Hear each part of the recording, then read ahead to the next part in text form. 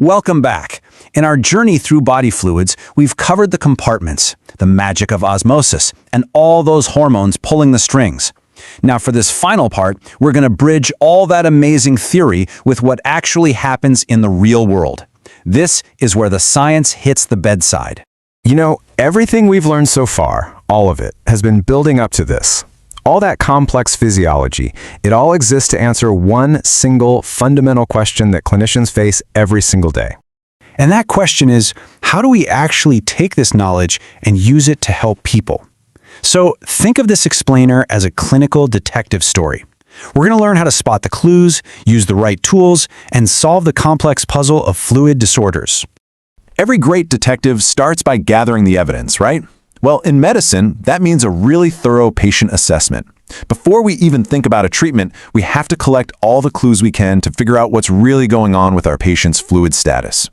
And these here, these are our essential clues. We're looking at vital signs, blood pressure, heart rate, which tell us if the body's trying to compensate for fluid loss. We do physical checks, like skin turgor, you know how fast the skin snaps back, to see how hydrated the tissues are. The jugular venous pressure, or JVP, that gives us a direct window into the fluid pressure right near the heart. And of course, we track urine output, daily weights, and lab values for the hard data on what the kidneys are up to. Every single clue is a vital piece of this puzzle.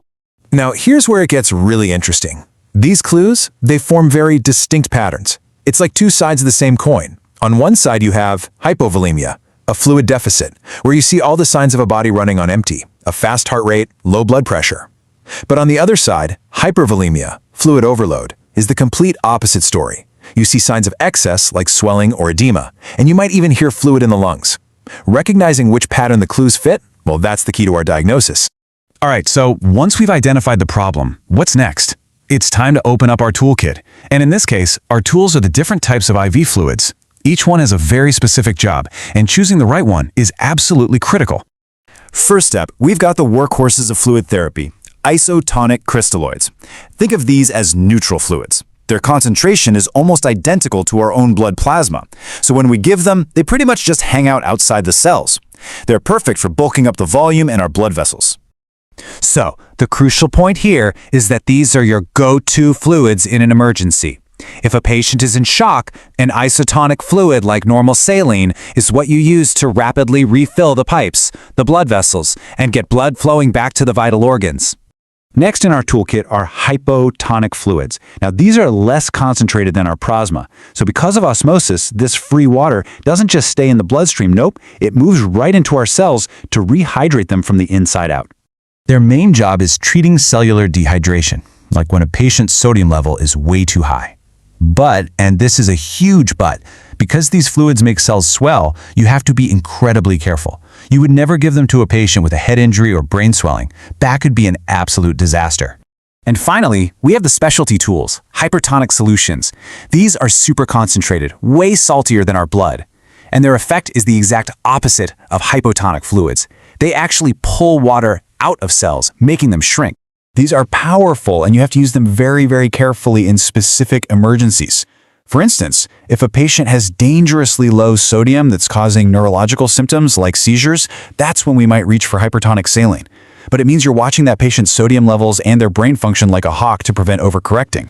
And this table right here, it's a fantastic summary of the whole toolkit.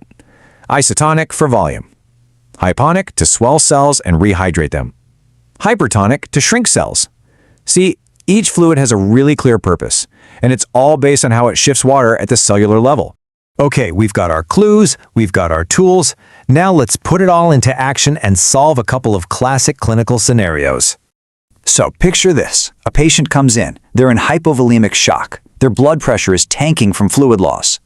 Looking at our toolkit, which fluid do you think we should grab first? If you said isotonic, you are exactly right. In shock, the #1 priority is restoring blood flow to the organs, and we do that by giving a big, rapid bolus of isotonic fluid. Why? Because it stays in the blood vessels, raises that blood pressure quickly, and gets the job done. We just keep going until the patient starts to stabilize. All right, on to our second scenario. Let's say we have a patient with very high sodium, hypernatremia. We know we need to give them free water using hypotonic fluids, but there's a really important rule we have to follow here. You can think of it like a speed limit. You cannot lower a patient's sodium by more than about 10 to 12 millimoles per liter in a 24-hour period. If you go any faster than that, the brain cells, which have gotten used to that super salty environment, can swell up way too fast as water rushes in, and that can cause life-threatening brain swelling. So with this one, slow and steady absolutely wins the race. And that brings us to a really crucial final point. As life-saving as fluid therapy is, it's not without its own risks. Constant monitoring and knowing the potential pitfalls, well, that's what makes for a good outcome. Just like too little fluid is a problem, so is too much. If you give way too much IV fluid, especially to patients with weak hearts or kidneys, you can easily cause fluid overload. That can lead to fluid in the lungs and make heart failure worse. And remember, the type of fluid matters too. Give tons of normal saline and you can cause a metabolic acidosis because of all the chloride. It's a really delicate balancing act. And if fluid overload does happen, the treatment is pretty much the exact reverse of what we do for dehydration.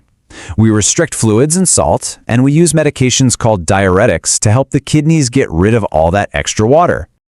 This little algorithm right here is a fantastic cheat sheet for the whole clinical thought process. It's a super powerful framework that takes you right from the problem to the solution. Patient in shock? Go with an isotonic bolus. High sodium? Hypotonic fluids, but nice and slow. It's a logical path that just ties everything we've talked about together perfectly. So, there we have it. We've gone all the way from basic physiology to clinical action. You've learned how to gather the clues, you understand the toolkit, and you've seen how to apply it. The only real question left is, now that you have the tools and the clues, which patient will you see first?